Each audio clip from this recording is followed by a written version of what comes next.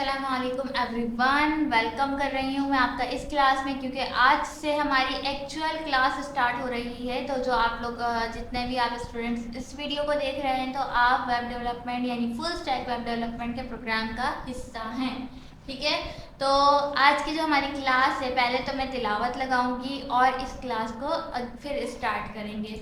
बिस्मिल्लाहिर्रहमानिर्रहीम क़ुल अऊज़ु बिरब्बिन्नास मलिकिन्नास इलाहिन्नास मिन शर्रिल वस्वासिल खन्नास अल्लज़ी युवस्विसु फ़ी सुदूरिन्नास मिनल जिन्नति वन्नास। Alright students, मैंने आपको बताया था लास्ट टाइम के VS कोड के अंदर आपने अपना बेसिक स्ट्रक्चर बना लेना है। बेसिक स्ट्रक्चर किस तरीके से बनाना है, फर्स्ट तो स्टार्टिंग से थोड़ा सा देखते हैं। ये हमारा फाइल बनाने का एरिया है। जितनी भी फाइल्स होती है वो यहाँ पर शो हो रही होती हैं। यहाँ पर आपकी फाइल के कोड शो हो रहे होते हैं।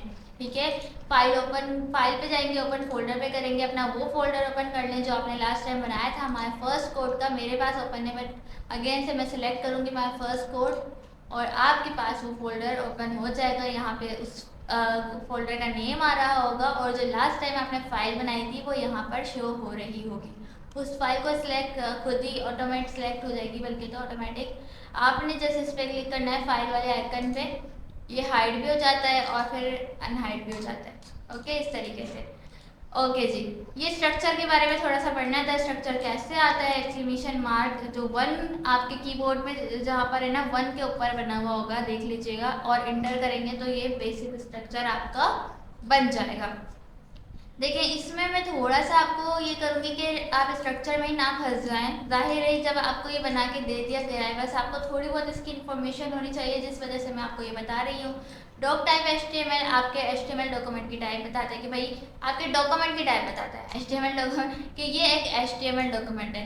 डॉक्यूमेंट क्या कि आप जब गो लाइव पे क्लिक करेंगे, जो सर्वर पे आपको HTML के जरिए आप टैग्स एंड एलिमेंट्स तो छोड़े, अभी एलिमेंट्स का नहीं पड़ा है, टैग्स के जरिए जो आप सारा काम करेंगे, सब कुछ करेंगे, वो एक HTML डॉक्यूमेंट कहलाएगा ना, क्योंकि वो HTML टैग्स हैं। ठीक है, तो आपके जो ये चीज़ें हैं ये HTML डॉक्यूमेंट कहलाएंगी, जब जो जितना काम HTML के ज़रिए किया जाएगा।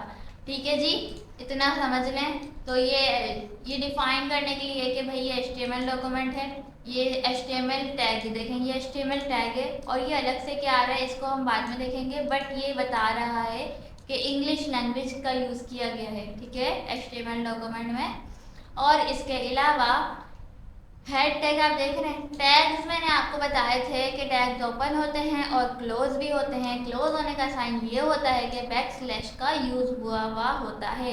टैग्स इसलिए यूज़ होते हैं, टैग्स डिसीजन मेकिंग का काम करते हैं कि कौन सा डेटा किस फॉर्म में शो करवाना है। तो हेड टैग का क्या काम है, आज इसको पढ़ते हैं। हेड टैग का जो काम है वो ये है कि हेड टैग ये डिसाइड करता है कि भाई इसके अंदर जो डेटा होगा, इसके अंदर जो दूसरे टैग्स होंगे, वो आपके HTML डॉक्यूमेंट ये है। ठीक है, HTML डॉक्यूमेंट के जो है इंफॉर्मेशन रखेंगे अपने अंदर। हेड टैग जो है अपने अंदर HTML डॉक्यूमेंट की इंफॉर्मेशन रखता है। लाइक इसके अंदर जो टैग यूज़ हुए हैं वो HTML डॉक्यूमेंट की इंफॉर्मेशन के लिए यूज़ किए गए हैं। ऑलराइट, समझ आया? अगर नहीं आया तो ज़रूर मुझे ग्रुप में बताएं। जैसे कि फर्स्ट अगर मैं इसकी एग्जांपल लूँ, टाइटल टैग डिसीजन मेकिंग का क्या काम कर रहा है कि वेबसाइट का टाइटल डिसाइड कर रहा है। तो जाहिर है ये हमारा एक वेब पेज ही कह लो। ठीक है, अब वेब पेज ओवरऑल तो ये वेब पेज है, बट HTML डॉक्यूमेंट मैं इसको क्यों बोल रही हूँ, क्योंकि फिलहाल अभी हम इसमें HTML का काम कर रहे हैं। HTML से चीज़ें इम्प्लीमेंट करेंगे तो एक HTML डॉक्यूमेंट, HTML से चीज़ें जो यूज़ हुई भी होती हैं वो एक HTML डॉक्यूमेंट बनाती है ना, राइट? यानी कि HTML से अभी हमने काम किया है। ओवरऑल जो मेन इसको कहेंगे वो तो हमारा एक वेब पेज रेडी हो रहा है। फर्स्ट HTML यूज़ होगा, फिर CSS, जावास्क्रिप्ट, वो सारी चीज़ों को मिलाकर एक वेब पेज बन जाता है, बट अभी जस्ट HTML पे काम कर रहे हैं। ठीक है, तो ये अभी HTML डॉक्यूमेंट है। तो HTML डॉक्यूमेंट में ये टाइटल डिसाइड कर रहा है डॉक्यूमेंट का, तो टाइटल यहाँ पे शो हो रहा है, ये देखें डॉक्यूमेंट। अब इस टाइटल को मैं चेंज कर दूँ, इसके बीच का content, tags, open tags and close tag कि बीच का कंटेंट मैं चेंज कर दूं, लाइक मैं यहाँ पे रख दूं अपना नाम, आप अपने डॉक्यूमेंट का नाम रख सकते हो कुछ भी। तो ये देखो वरीशा एम जे शो हो रहा है, राइट, हो रहा है ना वरीशा एम जे शो। ये मेरे डॉक्यूमेंट का टाइटल बन चुका है। जब ये एक वेब पेज बन जाएगा, यानी कि जब इसमें सारी लैंग्वेजेस का हम यूज़ करेंगे तो ये एक वेब पेज कहलाने लग जाएगा, ये एक वेब हो जाएगी या वेबसाइट हो जाएगी, तो वो वेबसाइट का टाइटल कहलाएगा। ठीक है, जो HTML के थ्रू हमने वेबसाइट में ऐड किया है। HTML के थ्रू कैसे? HTML में एक हेड टैग था जो डिसाइड कर रहा था कि डॉक्यूमेंट की यानी वेब पेज की जो इन्फॉर्मेशन होगी, मेन इन्फॉर्मेशन, वो मेरे अंदर होगी। ठीक है, मैं डॉक्यूमेंट की बात करती हूँ। डॉक्यूमेंट HTML डॉक्यूमेंट की जो मेन इन्फॉर्मेशन होगी, क्योंकि देखिए ये चीज़ें इम्प्लीमेंट हो ही HTML के ज़रिए सकती हैं। टाइटल हो गया, वेबसाइट का डिस्क्रिप्शन हो गया, वेबसाइट की जो मेन इन्फॉर्मेशन है या वेबसाइट के जो बाकी चीज़ें हैं, बाकी टैग्स के ज़रिए इमेजेस हो गई, टेक्स्ट हो गए, लिंक्स हो गई, वीडियोस हो गई, सब कुछ HTML के थ्रू ही आप ऐड कर सकते हो। तो HTML तो मेन वर्क कर रहा है ना, तो हेड के अंदर डिसीजन हो रहा है कि जो मेन इन्फॉर्मेशन है वो हेड के अंदर होगी। टाइटल एक मेन है भाई, आपकी वेबसाइट का टाइटल मेन रखता है, मतलब यूट्यूब है, यूट्यूब का एक टाइटल होगा, वीडियो है, देखिए उसकी वीडियो का टाइटल शो हो रहा है, टाइटल तो मेन होता है। तो देखिए मेन इन्फॉर्मेशन, टाइटल टैग अपने आप में डिसाइड करता है कि मैं टाइटल हूँ, ठीक है, लेकिन हेड ये डिसाइड कर रहा है कि ये मेन टाइटल है, यानी कि वेबसाइट का टाइटल है। ठीक है, हेड टैग के अंदर हमने रखा है टाइटल टैग को, तो इस वजह से टैग्स आपस में डिसीजन कर रहे हैं कि कौन ये टाइटल शो कैसे करवाना है और कहाँ करवाना है, राइट। तो आप टाइटल टैग का यूज़ हेड टैग के अंदर करके देखो, आपको यहाँ पर HTML डॉक्यूमेंट पे आपको ये नज़र आ जाएगा इसका टाइटल। ठीक है, वीडियो को पॉज करो और जाकर ये वर्क करके आओ। सेकंड ये मेटा टैग। अब ये आप बोलोगे क्लोज नहीं हो रहा, ठीक है, ओपन तो हो गया, इतना बड़ा टैग, तो इसको आप इतना बड़ा टैग इस तरीके से मत लो। इसलिए तो मैं इसको, आप स्ट्रक्चर को मैं थोड़ा उसमें लेके नहीं जा रही कि भाई चीज़ें समझ आने से वो ना हो जाए कि कंफ्यूजन हो जाए। यहाँ तक समझ आया? हेड टैग और टाइटल टैग आपको समझ आ गया होगा। पॉसिबिलिटी बहुत ज़्यादा है कि समझ आ गया होगा, फिर भी समझ नहीं आया तो मुझे ग्रुप में मैसेज कर देना। ये वाला जो मेटा टैग है ना, इसमें आप देखो अलग तरह की इन्फॉर्मेशन है, मेटा टैग ये भी है, ओपन टैग्स हैं। अच्छा, जो टैग्स क्लोज नहीं हो रहे होते, लाइक इस तरीके से अगर मैं मेटा टैग को करूँगी तो ये नहीं होगा, जैसे बैकस्लैश का यूज़ करूँगी तो देखिए हेड टैग हो गया, मेटा टैग क्लोज नहीं होगा।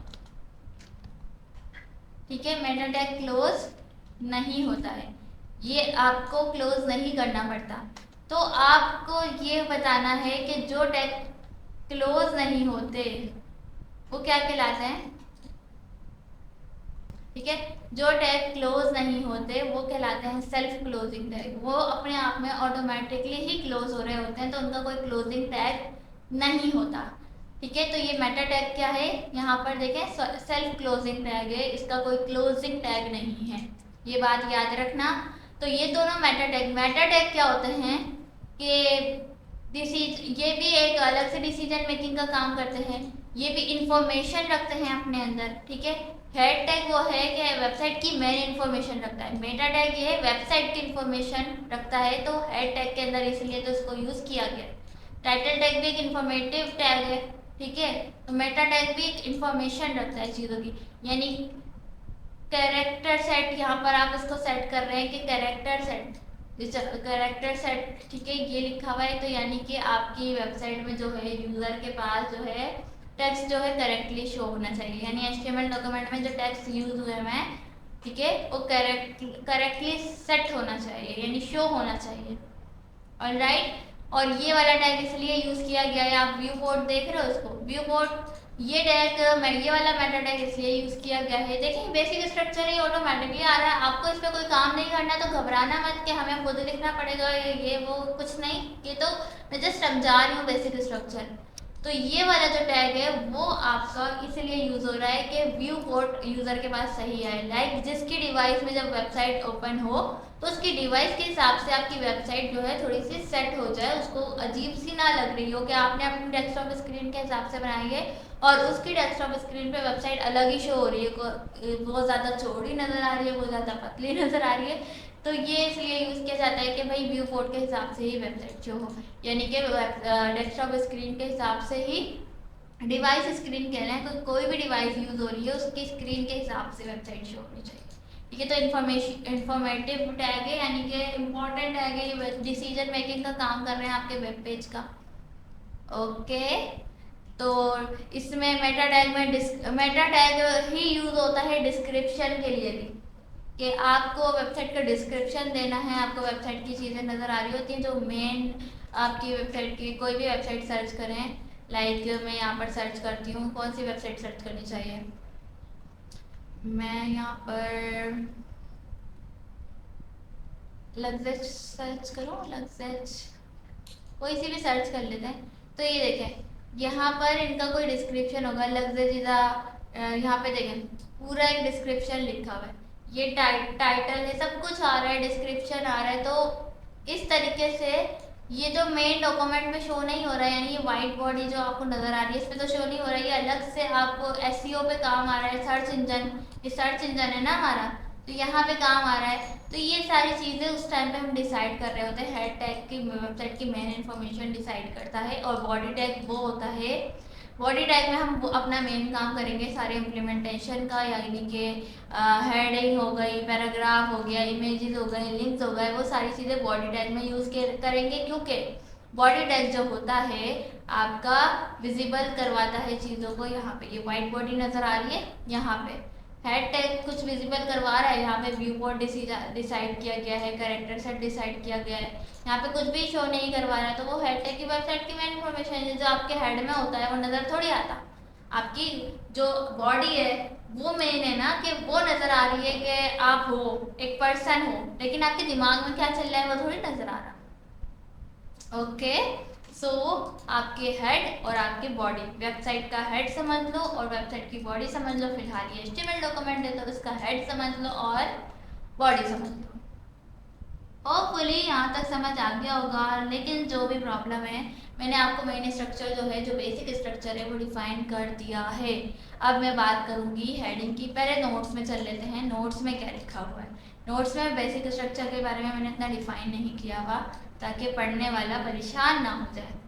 नोट्स में मैंने ओपनिंग टैग, क्लोजिंग टैग का बताया है, सही है, और बेसिक स्ट्रक्चर को मैंने यहाँ पे जस्ट देखिए इस तरीके से डिफाइन किया है, A11 लाइन में, ठीक है, जिस तरह आपको बताया ना डिटेल में, इस तरीके से देखें नहीं किया मैंने।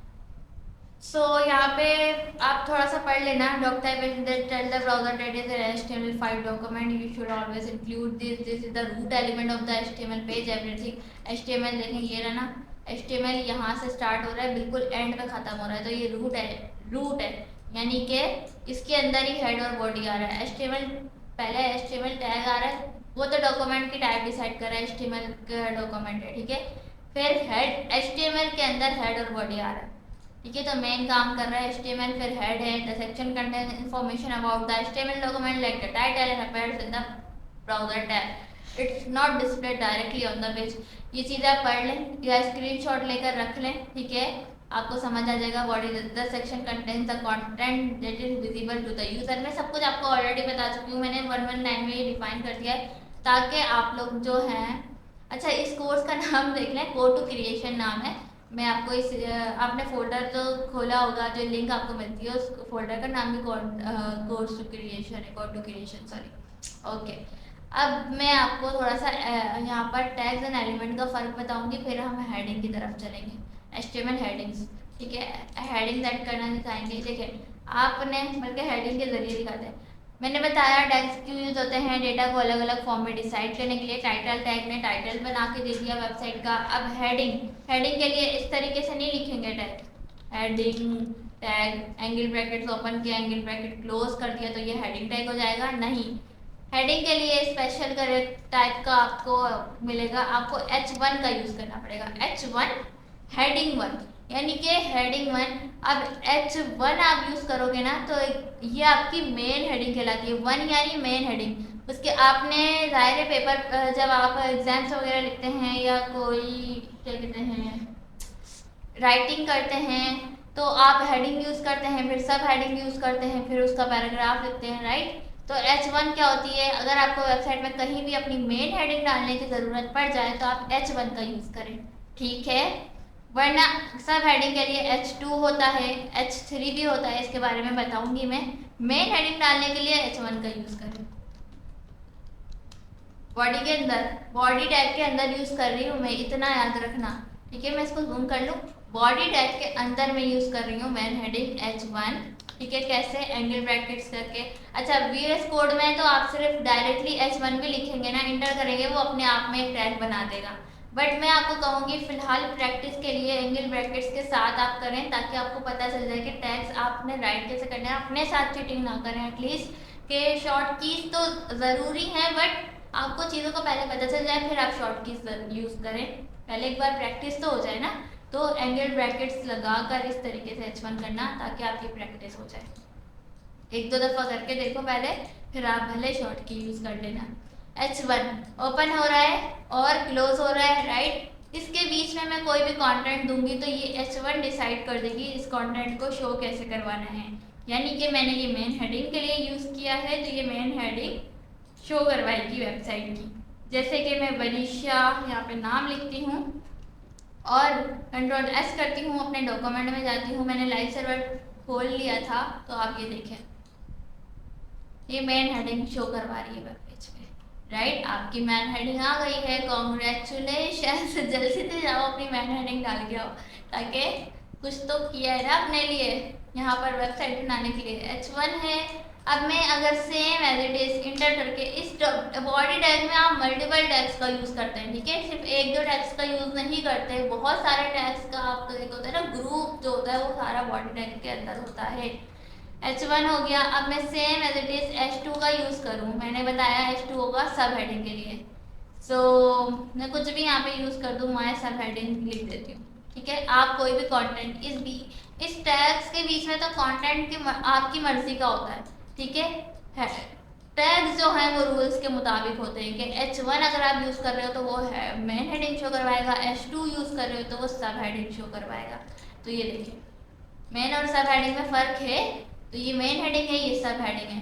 साइज डिफरेंस आ रहा है, साइज डिफरेंस इसलिए नहीं आ रहा कि आपने H1 यूज़ किया है। मेन हेडिंग का साइज हमेशा बड़ा होता है और सब हेडिंग का साइज हमेशा छोटा होता है। कुछ बिगिनर्स होते हैं, ये गलती आपने नहीं करनी, वो ये करते हैं कि साइज़ छोटा बड़ा, यहाँ पे अगर आपको छोटा साइज़ रखना है तो वो H2 का यूज़ करेंगे, बड़ा साइज़ रखना है तो H1 का यूज़ करेंगे। साइज़ के लिए आप H1 H2 यूज़ नहीं करते, बल्कि उनकी पोजीशन के हिसाब से करते हो। जैसे कि कोई आपकी ऐसी हेडिंग है जो मेन ही होनी चाहिए, तो उसकी पोजीशन क्या है, बड़ी है ना, कि वो मेन हेडिंग है, वेबसाइट की मेन इंफॉर्मेशन है उसके अंदर। यानी कि वेबसाइट की कोई आपका सैलून है, ठीक है, कोई वेबसाइट सैलून की है, तो सैलून का नाम तो है या सैलून की कोई सर्विस है जो मेन है, तो उसके लिए आप H1 यूज़ करोगे। वो बड़ी हेडिंग होती है इसलिए नहीं यूज़ करोगे। साइज़ तो हम CSS से डिसाइड कर लेते हैं। स्टाइलिंग के लिए क्या यूज़ होता है, CSS। तो साइज़ के हिसाब से नहीं करना, उसकी जो पोजीशन है, अगर वो मेन टाइटल है तो मेन हेडिंग का यूज़ करो, मेन नहीं है जैसे सब है, नॉर्मल है, H2 का यूज़ करो, उससे नॉर्मल है H3 का भी यूज़ कर सकते हो, इसका यूज़ कर सकते हो, H3 का भी यूज़ कर सकते हो। और इसको माय नॉर्मल टाइटल लिख देती हूँ, उसका कंटेंट, ठीक है, माय नॉर्मल टाइटल। अब देखो H1 के ऊपर लिखा है बट छोटी आ रही होगी, देखिए सही है। तो साइज डिसाइड करने के लिए ये हेडिंग यूज़ मत करना। मेन है तो H1, सब है तो H2, उससे भी सब है तो H3, और ये आपका जाता है H6 तक। H4 यूज़ होगा, ठीक है, H4 होगा,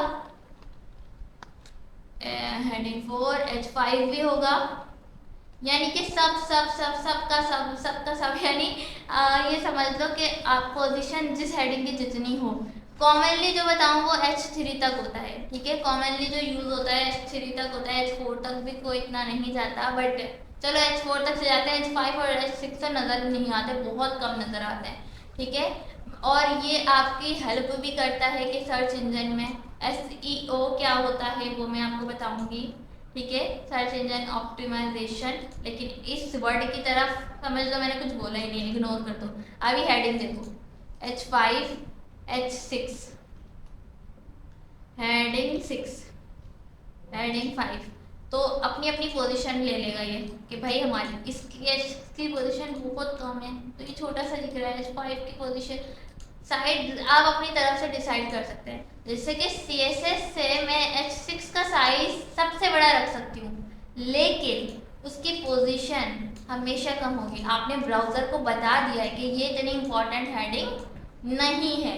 आप भले इसका साइज जो है H1 वाली हेडिंग से भी ज़्यादा हो, बट उसकी पोजीशन हमेशा कम ही रहेगी क्योंकि आपने उसको H6 में रखा हुआ है। ओके, डिसीजन मेकिंग का काम कर रहे हैं ये टैग्स। तो ऐसे ही नहीं कर रहे, ब्राउज़र को वो बता रहे हैं कि ये जो डेवलपर है इसने इस हेडिंग की पोजीशन ये रखी है, इस हेडिंग की पोजीशन ये रखी है, तो उसकी पोजीशन में कभी कमी नहीं आएगी। तो ब्राउज़र जब यूज़र को दिखाता है तो वो ये मतलब उसको पता होता है कि मेन हेडिंग क्या है, सब हेडिंग क्या है, क्योंकि हमने उसको टैग्स ऐसे दिए हुए हैं।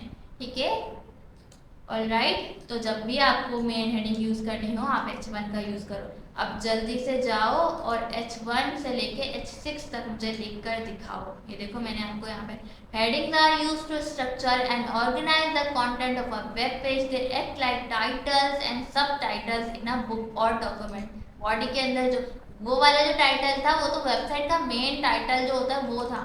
ये है आपकी वेबसाइट जो शो हो रही है, जो आपका जिस टॉपिक पर वेबसाइट है उसका टाइटल, उसका सब टाइटल, ये सब मेन हेडिंग, सब हेडिंग वही कहलाएगी। ठीक है, जिस टॉपिक पर चल रही है वेबसाइट, जो बॉडी में टाइटल्स एंड कंटेंट्स अलग अलग तरह से नज़र आ रहे होते हैं। सही है, making it easier for user and search engines. Search engines मैंने पहले ही कहा था, बट ओके, मैं इतना अभी हेडिंग की प्रैक्टिस कर लो, फिर सर्च इंजन के भी बारे में पढ़ेंगे। HTML टैग्स, टैग्स का मैंने बता दिया है। HTML provides 6 levels of heading from H1 to H6. The most important heading H1 to H6, the least important। ठीक है, H6 यानी उसकी कोई इतनी खास इंपॉर्टेंस नहीं। ओके जी, ये देखिए मैंने कलर से नोट्स में हाईलाइट किया है कि इंपॉर्टेंट है तो डार्क कलर है, ये फिर और इससे कम है, ये इससे कम है। H6 देखो कितना लाइट रखा है मैंने, जस्ट इसलिए ही रखा है ताकि पढ़ने वाले को इम्पोर्टेंस भी समझ आ रही हो। ठीक है भाई, हेडिंग मैंने कवर करवा दी है आज के लेक्चर में, और इसके अलावा भी मैं आपको बता देती हूँ थोड़ा सा कि आप हेडिंग यूज़ करते हो H1। ठीक है, और इसमें मैं माय हेडिंग करके यहाँ पे लिख देती हूँ। तो होगा क्या, ओपन टैग हो रहा है, क्लोज टैग हो रहा है, इसके बीच में जो कंटेंट है वो भी है। तो ये ओपन टैग है, ये क्लोज टैग है, और ये बीच वाला क्या है, कंटेंट है। अब आप ये समझ लीजिए कि ये जो हेडिंग आपने यूज़ करी है ये पूरा एलिमेंट कहलाएगा। आप कोई सा भी टैग यूज़ करो, मैं कोई सा भी, जैसे टाइटल टैग है, ये भी पूरा एक एलिमेंट है। अब ये क्या कंफ्यूजन है, एलिमेंट अभी तो टैग बोल रही थी। भाई बात सुने, आप सब स्टूडेंट्स हैं, स्टूडेंट 1, स्टूडेंट 2, स्टूडेंट 3, स्टूडेंट 4, सब स्टूडेंट्स हैं। ठीक है, तो ऐसे ये सब टैग्स हैं। H1 ओपन है, H1 क्लोज है, ये भी टैग है, टाइटल ओपन है, टाइटल क्लोज है, ये सब हैं टैग्स। बट जैसे ही आप सब स्टूडेंट्स को मैं एक साथ कॉल करना चाहूँ तो मैं क्या कहूँगी, क्लास, या मैं कहूँगी बैच, इस तरीके से बोलूँगी ना, ये मेरा बैच है, ये मेरी क्लास है। ओके, ये तो मैं स्टूडेंट, आप एक स्टूडेंट हो, ठीक है, तो आप स्टूडेंट कहला रहे हो, आप सब मिलकर एक क्लास बन चुके हो। ओके, तो वैसे ही ओपन टैग, क्लोज टैग और बीच का कंटेंट जब मिल जाता है, ये तीनों एक एलिमेंट कहलाने लग जाता है।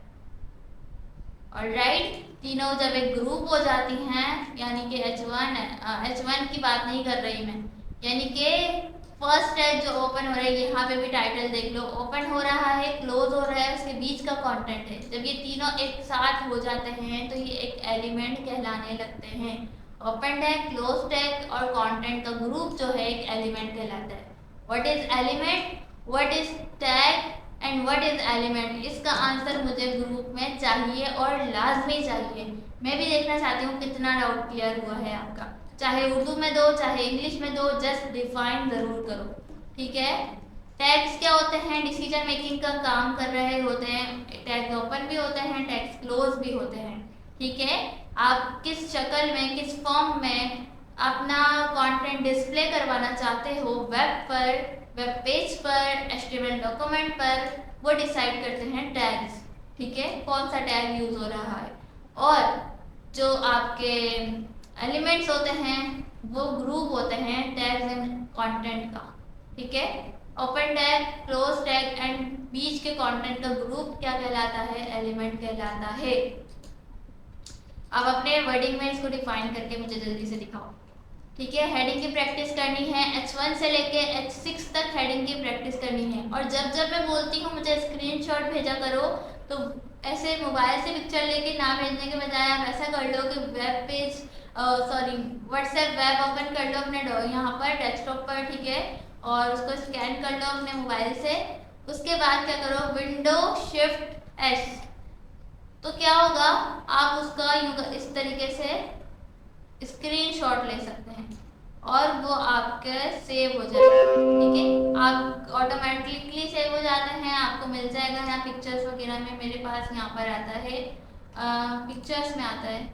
नहीं, पिक्चर्स में नहीं आता, मुझे खुद नहीं पता, वैसे मुझे ढूंढना पड़ता है पिक्चर्स में आता है या मतलब कहीं ना कहीं तो आता है, आपको ढूंढना पड़ेगा। अरे पिक्चर्स में तो आ रहा था मेरे पास। गैलरी, गैलरी, गैलरी यहाँ पर है क्या? गैलरी में आता है रख के। खैर, अगर नहीं आए तो आप इसको डिसाइड भी कर सकते हो इस तरीके से। विंडो शिफ्ट एस, यहाँ पर आप स्क्रीनशॉट लोगे, जैसे ही आपके पास नोटिफिकेशन आएगा ना, इस पे क्लिक कर दो। ठीक है, और यहाँ पे सेव का ऑप्शन है, सेव करोगे अपनी तरफ से, आप इसको वो कर लो, क्या कहते हैं, डेस्कटॉप डिसाइड कर लो कि डेस्कटॉप पे सेव हो जाए। माय स्क्रीनशॉट, कुछ भी नाम रख दो और सेव कर लो, तो आपको डेस्कटॉप पे नजर आने लग जाएगा। डेस्कटॉप पे चले जाओ, यहाँ पर आपको ये देखो, ये स्क्रीनशॉट मिल गया। ठीक है, और ये मुझे व्हाट्सएप पे सेंड किया करो जब मैं बोलूँगी अपने डॉक्यूमेंट का स्क्रीनशॉट मुझे दिखाओ। ठीक है, चलें भाई, आज की क्लास की जल्दी से प्रैक्टिस करें, मुझे बताएं। हेडिंग हमने समझ ली है, और कल मैं आपको क्या समझाने वाली हूँ, कल मैं आपको समझाऊंगी हेडिंग 1 से लेके हेडिंग 6 तक आपको समझ आ गया। कल हम पढ़ेंगे पैराग्राफ के बारे में। और अच्छा, इसका जो है मैंने यहाँ पे क्या किया, ट्राई करें, try it out, you should now see the heading displayed in your browser. यानी यहाँ पे भी मैंने ये नोट्स पढ़ने वाले के लिए रखा है कि जल्दी से जाएं और इस चीज़ को ट्राई करें। ठीक है, हेडिंग्स आपको समझ आ गई। This is how HTML heading structure the content of a page. Headings आपको इस तरीके से बनानी होती हैं जब आप हेडिंग का यूज़ करते हो। आज आपको H1 से लेकर H6 तक कोई सा भी टैग यूज़ करना पड़ता है। ठीक है, पैराग्राफ के पढ़ेंगे, व्हाट इज पैराग्राफ टैग, और फिर अलग से हम बाकी सारे एक एक करके पढ़ेंगे और बहुत जल्दी HTML को फिनिश करेंगे ताकि हम CSS पे मूव कर सकें और स्टाइलिंग वगैरह का काम कर सकें, जिसमें और भी ज़्यादा मजा आने वाला है। सो ये वीक आपका जाएगा HTML में, और नेक्स्ट वीक भी आपकी प्रैक्टिस और सारी चीज़ें में जा रहा होगा। जितनी जल्दी सीखोगे उतनी जल्दी सिखाऊंगी। और हेडिंग समझ आ जाती है तो कल पैराग्राफ के अलावा भी आगे के टेक्स्ट भी पढ़ाऊंगी। ठीक है, पहले मैं आज आपको देखूंगी कि हेडिंग कितनी समझ आई, फिर आगे। आज भी मैंने सब कुछ बताया, मैंने आपको बेसिक स्ट्रक्चर बताया, मैंने आपको हेडिंग्स का बताया, मैंने आपको टैग्स एंड एलिमेंट का डिफरेंस बताया। ठीक है, हेडिंग की प्रैक्टिस करवाई। कल मैं पैराग्राफ के अलावा भी आगे की चीज़ें आपको जल्दी से पढ़ाऊंगी ताकि आप HTML की अच्छी प्रैक्टिस करें। ठीक है, जहाँ कन्फ्यूजन होगी, मैं इतना स्लोली लेके चलना नहीं चाह रही, बट हाँ, जहाँ पे मुझे लगेगा कि मुझे स्लो हो जाना चाहिए, स्टूडेंट्स को समझ नहीं आ रहा है, तो वहाँ मैं स्लो भी हो जाऊँगी, आपकी चीज़ों को देखते हुए मैं चलूँगी। ओके, मिलते हैं नेक्स्ट क्लास में। अल्लाह हाफिज़।